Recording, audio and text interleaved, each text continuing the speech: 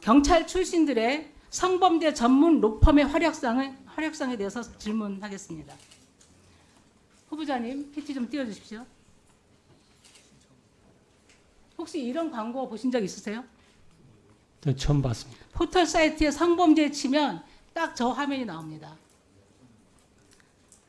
경찰 출신 전문 자문위원, 경찰 출신 형사 전담팀, 성범죄 24시 대응센터, 경찰대 이런 문구들이 보입니다.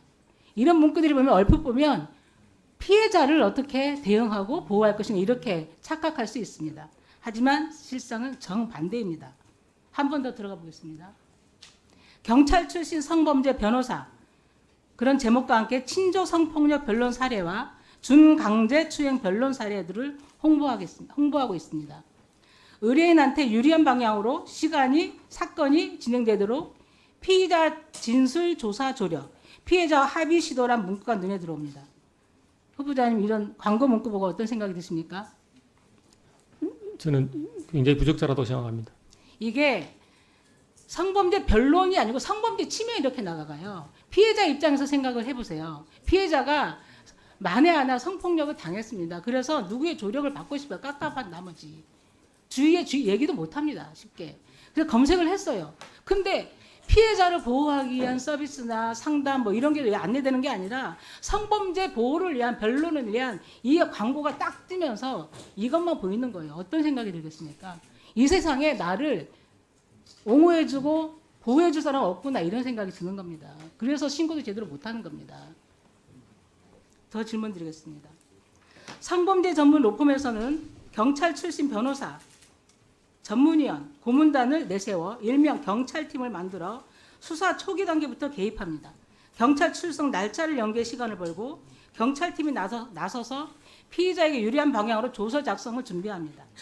또 피해자를 찾아가 합의를 유도하고 강경받기 위해 반성문을 작성하도록 합니다. 성폭력 피해자 보호 단체에 기부까지 하도록 조언합니다. 어떻게 생각하십니까?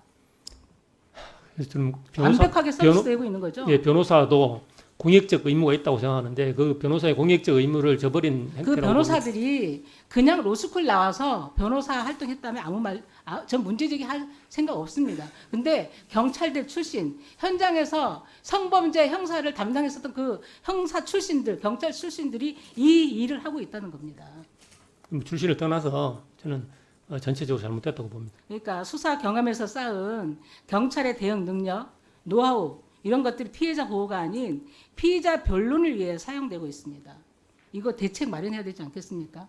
어떻게 생각하십니까? 예, 한번 살펴보도록 하겠습니다. 살펴보지 마시고 지금 얘기를 해보십시오. 예, 일단 만약에 예. 경찰청장이 된다면 이 문제에 대해서 어떤 대책을 마련하겠습니까? 구체적인 불법 행위가 있어야 조치가 가능한 거니까 경찰 조직 안에 있는 사람들이 아니고 밖에 있는 사람들이기 때문에 제 지휘권이 미치지는 않습니다. 다만 경찰이 가진 수사권이라든지 이런 걸 통해서 할 수 있는 부분이 있는지 제가 살펴보겠다는 말씀 드리는 겁니다. 이게 살펴보십시오. 이게 경찰판 정관 예우 이런 식으로 작용할 수도 있습니다.